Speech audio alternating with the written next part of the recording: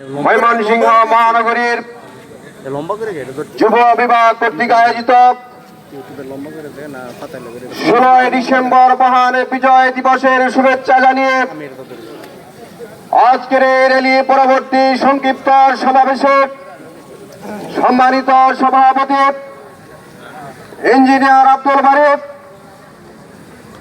আজকের এই সমাবেশের সংগ্রামী প্রধান অতিথি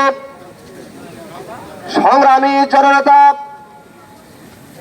বাংলাদেশ জামাত ইসলামী ময়মনসিংহ মহানগরীর সংগ্রামী আমির, ময়মনসিংহ সদর 4 আসনের দাঁড়িপাল্লার কান্ডারি জামাত মনোনীত এমপি প্রার্থী জননেতা মাওলানা কামরুল হাসান ইমরুল, উপস্থিত সংগ্রামী নেতৃবৃন্দ, সংগ্রামী ময়মনসিংহবাসী, আসসালামু আলাইকুম। আজকের এই বিজয়ের দিনে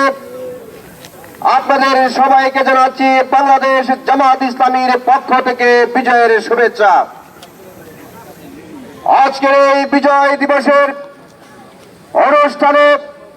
শ্রদ্ধার সাথে স্মরণ করছি ওই সমস্ত সংগ্রামী বীর শহীদদের যাদের দুঃসাহসিক আত্মত্যাগের বিনিময়ে